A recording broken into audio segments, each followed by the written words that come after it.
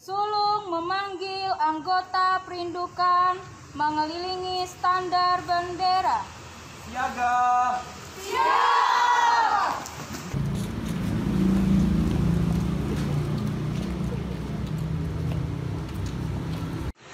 Ibunda dijemput oleh sulung dan mengambil tempat yang sudah dipersiapkan.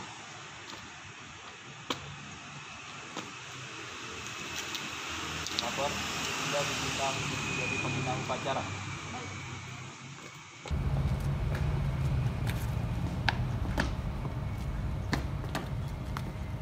Ibunda menugaskan sulung untuk mengambil bendera merah putih. Sulung, tolong ambilkan bendera.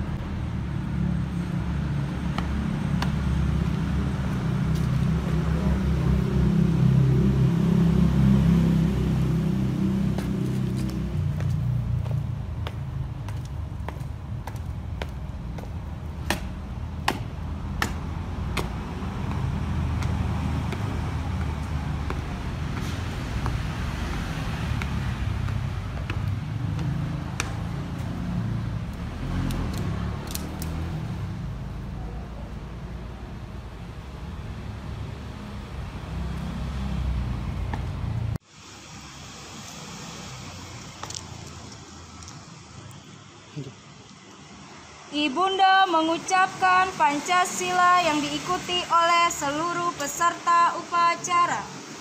Pancasila. Pancasila. Satu, ketuhanan yang Maha Esa. Satu, ketuhanan yang Maha Esa. Dua, kemanusiaan yang adil dan beradab. Dua, kemanusiaan yang adil dan beradab. Tiga, persatuan Indonesia. Tiga, persatuan Indonesia. Empat, kerakyatan yang dipimpin oleh hikmat kebijaksanaan dalam pemusyawaratan perwakilan.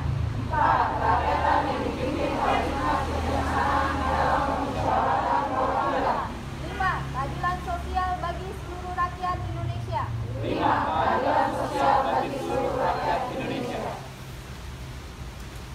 Ibunda menugaskan sulung membacakan Dwi Dharma Pramuka diikuti oleh seluruh peserta upacara. Sulung, tolong bacakan Dwi Dharma Pramuka. Dwi Dharma. Dwi Dharma. Siaga itu. Siaga itu. Berbakti pada ayah dan bundanya. Berbakti pada ayah dan bundanya. Siaga itu. Siaga itu. Berani dan tidak putus asa. Berani dan tidak putus asa. Ibunda menugaskan sulung untuk kembali ke barisan. Sulung, kembali ke barisan.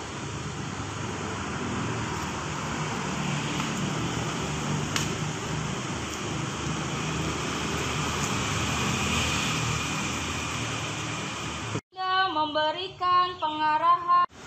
Salam Pramuka.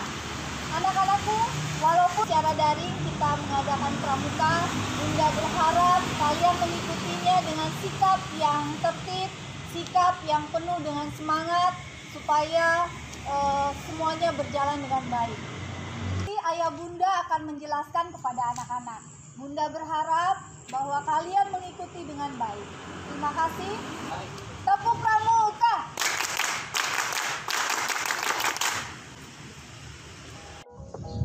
Salam Pramuka. Apa kabar anak-anak kelas 1 dan kelas 2? Apa kabar anak-anak kelas 3 dan 4? Dan apa kabar adik-adik kelas 5 dan 6? Berjumpa lagi di kegiatan pramuka kita pada minggu ini. Dan saat ini adalah kegiatan pramuka kita yang terakhir loh. Pada pertemuan kali ini, kita akan sama-sama mengulang materi yang sudah pernah kita bahas sebelumnya. Apa saja materi yang akan kita bahas? Nah, hari ini kita akan membahas materi yang sudah pernah kita belajar bersama, yaitu tentang sejarah pramuka, pengertian pramuka, dan baris berbaris. Gami dan rambu lalu lintas. Sebelum kita memasuki materi, kita akan menyanyikan lagu bersama-sama Himne Pramuka. Nah, anak-anak boleh bangkit berdiri, kita akan menyanyikannya bersama-sama. Kami Pramuka Indonesia, manusia Pancasila, karya kuku dan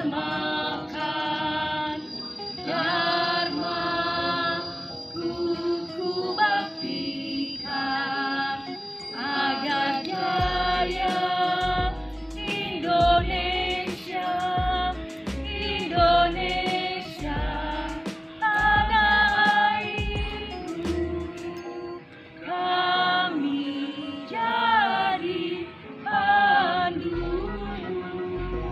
Anak siaga dan adik-adik penggalang, tadi kita sudah bernyanyi bersama himne pramuka. Sekarang kita akan membahas atau mengulang materi yang sudah pernah kita belajar bersama. Nah, sekarang kita akan belajar tentang sejarah pramuka di dunia. Berikut adalah ringkasan materinya. Selamat menyimak. Sejarah pramuka dunia. Pramuka mulai terbentuk pertama kali atas inisiatif seorang letnan jenderal Inggris bernama Baden-Powell. Setelah melakukan perkemahan bersama 22 anak laki-laki di Pulau Bronsi. Lalu Baden-Powell mencatat pengalaman kepanduannya dalam sebuah buku yang menjadi buku dasar kepramukaan. Dilihatnya dampak dari kepanduan, maka Agnes, adik kandung dari Lord Baden-Powell, pun mulai mendirikan gerakan kepanduan bagi perempuan. Dan akhirnya gerakan kepanduan terbentuk pertama kali pada tahun 1916 bernama Anak Serigala yang terinspirasi dari buku The Jungle Book karya Rudyard Kipling. Setelah itu diadakan sebuah jambore dunia pertama kali di London, Inggris pada tahun 1920. Di acara tersebutlah Baden-Powell dinobatkan menjadi Bapak Pandu Dunia. Dan 2 tahun sesudahnya, Lord Baden-Powell menerbitkan sebuah buku berjudul Traveling to Success yang menjadi inspirasi bagi terbentuknya gerakan pramuka di seluruh dunia. Ya, tadi kalian sudah mendengarkan ringkasan sejarah pramuka di dunia. Sekarang kita akan mendengarkan ringkasan sejarah pramuka di Indonesia. Sejarah pramuka Indonesia.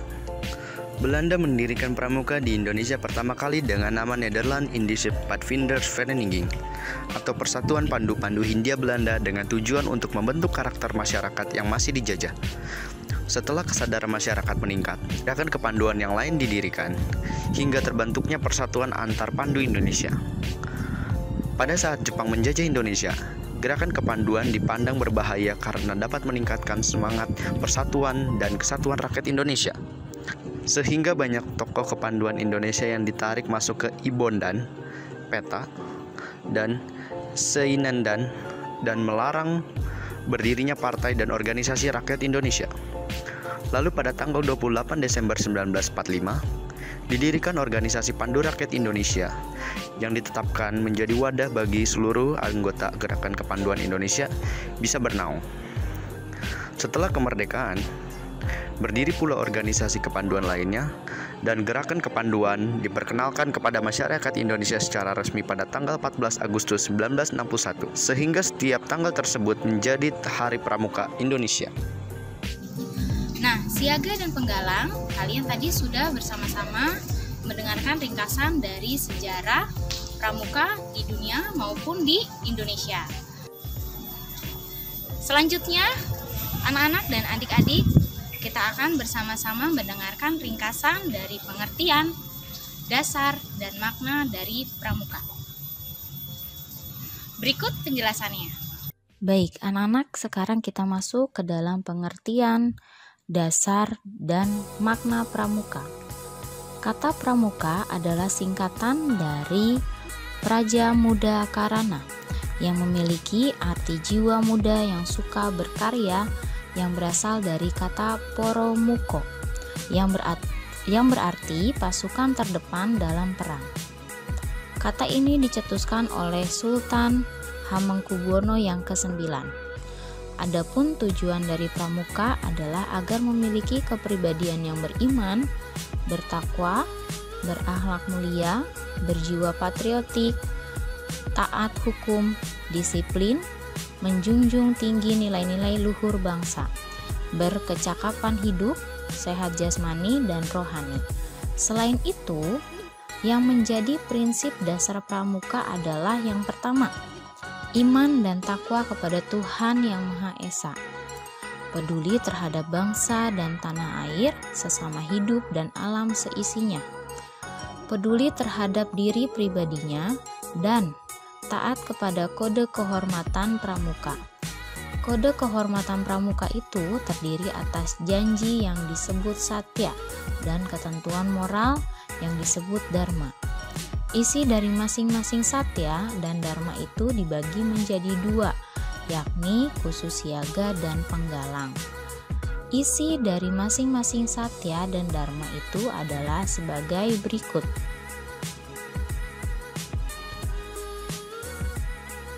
Di Dharma Pramuka: 1. Siaga berbakti kepada ayah bunda. 2. Siaga berani dan tidak putus asa.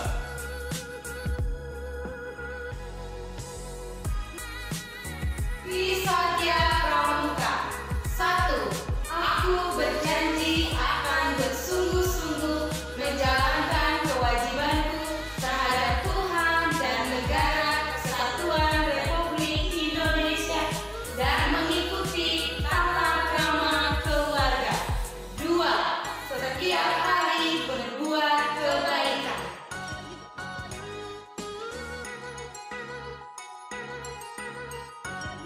Satya Pramuka: demi kehormatanku, aku berjanji akan bersungguh-sungguh 1. Menjalankan kewajibanku terhadap Tuhan, Negara Kesatuan Republik Indonesia dan mengamalkan Pancasila. 2. Menolong sesama hidup dan mempersiapkan diri membangun masyarakat. 3. Menepati dasar dharma.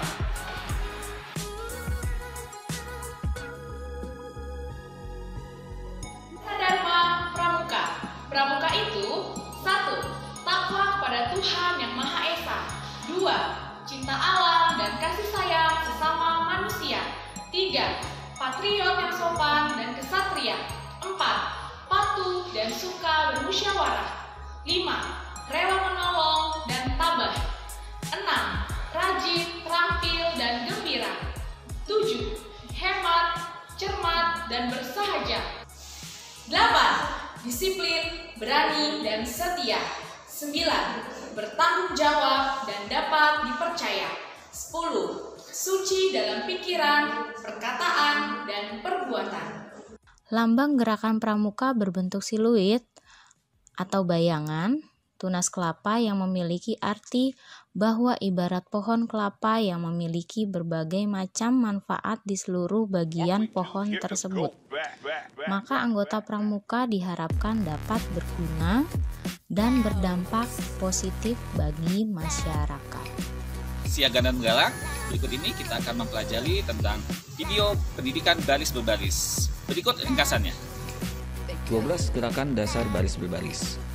Baris berbaris adalah suatu wujud latihan fisik yang diperlukan guna menanamkan kebiasaan dan terbentuknya sikap jasmani yang tegap tangkas, rasa disiplin, dan rasa tanggung jawab. Latihan baris berbaris ini digunakan dalam semua bidang yang hendak melakukan apel atau upacara secara nasional. Adapun ada 12 gerakan dasar dalam baris berbaris, di mana sebagiannya sudah kamu ketahui pada materi yang lalu. Berikut adalah keseluruhan 12 gerakan dasar baris berbaris. 1. Sikap sempurna. Istirahat di tempat. Rencang depan. Rencang kanan. Hadap kiri. Hadap kanan. Balik kanan. Hadap serong kiri. Hadap serong kanan. Berhitung. Hormat. Dan jalan di tempat. Siaga dan penggalang, tadi kita sudah sama-sama mendengarkan ringkasan materi sebelumnya. Sekarang kita akan kembali lagi mendengarkan ringkasan materi tentang sejarah origami. Ya, sekarang kita akan belajar bersama-sama sejarah dari origami, yaitu origami berasal dari bahasa Jepang. Dari kata ori berarti lipat, dan kami yang berarti kertas, sehingga memiliki makna seni melipat kertas yang berasal dari Jepang. Kesenian dan kerajinan melipat kertas ini dimulai dikembangkan ketika teknik pembuatan kertas mulai dikembangkan di Jepang. Kertas yang digunakan pertama kali pada saat itu adalah washi. Teknik pembuatan kertas ini dikenalkan melalui hubungan perdagangan antara Jepang dan semenanjung Korea. Hal ini tercatat dalam kitab suci agama Shinto, Kojiki. Setelah itu, seni origami terus berkembang dan disesuaikan dengan zaman dan era pemerintahan Kekaisaran Jepang yang silih berganti. Yang pertama, pada zaman Heian, origami digunakan sebagai penutup botol, sake atau arak pada saat upacara penyembahan dewa. Yang kedua, pada zaman Kamakura, origami digunakan sebagai penutup noshi, sebuah hidangan daging tiram yang istimewa karena dianggap sebagai pembawa keberuntungan. Yang ketiga, pada zaman Muromachi, origami berkembang menjadi suatu cara untuk memisahkan masyarakat golongan kelas atas atau samurai dan kelas bawah atau masyarakat biasa. Pada zaman ini, origami semakin identik dengan budaya Jepang yang diwariskan turun-temurun, terutama dalam adat keagamaan Shinto. Pada zaman Edo, origami berkembang pesat karena berlimpahnya produksi kertas akibat revolusi industri. Pada zaman Meiji, origami digunakan sebagai alat untuk mengajar di TK dan SD. Pada zaman Showa, popularitas origami kurang diminati dan hanya tersisa noshi bagi pertukaran hadiah antar samurai. Setelah melalui berbagai macam era kekaisaran yang berbeda, origami mulai diperkenalkan dengan cara yang baru dan lebih kekinian.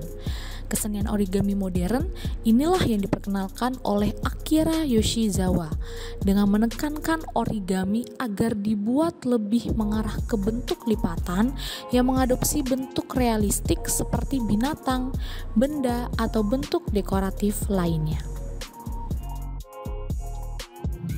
Nah, anak-anak siaga dan adik-adik penggalang, tadi kalian sudah belajar materi-materi yang sebelumnya.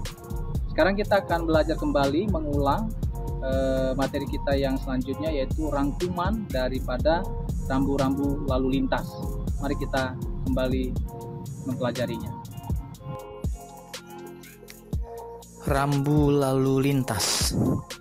Rambu lalu lintas adalah bagian dari perlengkapan jalan yang memuat lambang, huruf, angka, kalimat, atau perpaduan di antaranya, yang digunakan untuk memberikan peringatan, larangan, perintah, dan petunjuk bagi pemakai jalan. Rambu lalu lintas dibagi menjadi beberapa jenis menurut cara pemasangannya. Rambu lalu lintas dapat dikelompokkan sebagai 1. Rambu tetap adalah rambu lalu lintas yang dipasang secara tetap. Yang kedua, rambu sementara adalah rambu yang dipasang dan berlaku hanya beberapa waktu. Sedangkan menurut perlengkapan pemasangan rambu, rambu lalu lintas dapat dibedakan menjadi rambu konvensional, yakni rambu yang dibentuk dengan bahan yang dapat memantulkan cahaya atau retroreflektif, dan rambu elektronik yang berupa rambu yang informasinya dapat diatur secara elektronik.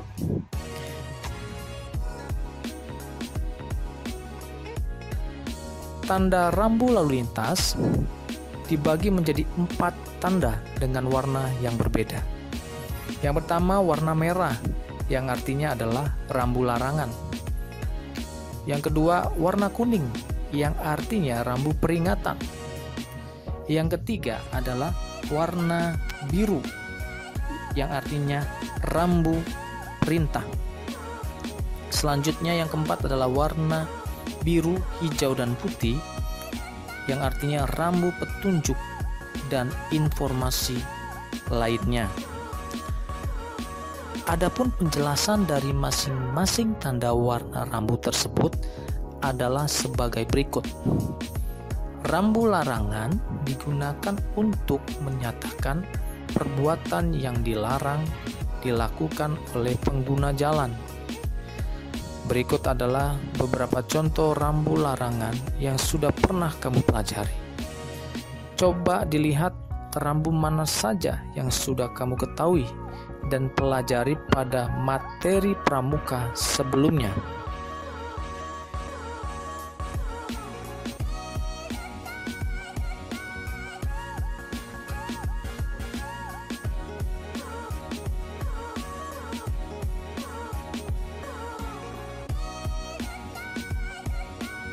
Rambu peringatan digunakan untuk memberi peringatan kemungkinan ada bahaya di jalan atau tempat berbahaya pada jalan, dan menginformasikan tentang sifat bahaya. Kemungkinan ada bahaya merupakan suatu kondisi atau keadaan yang membutuhkan suatu kewaspadaan dari pengguna jalan. Berikut adalah beberapa contoh rambu peringatan yang sudah pernah kamu pelajari.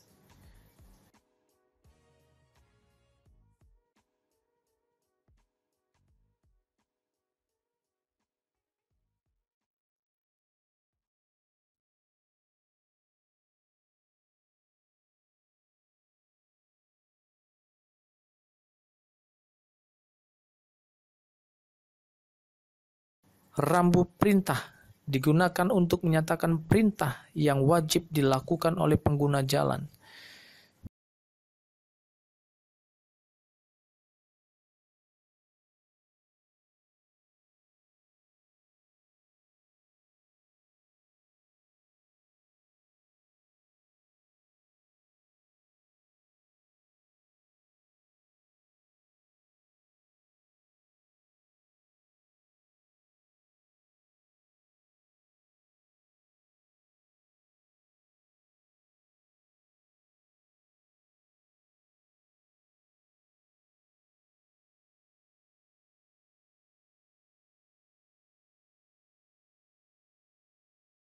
Rambu petunjuk digunakan untuk memandu pengguna jalan saat melakukan perjalanan atau untuk memberikan informasi lain kepada pengguna jalan.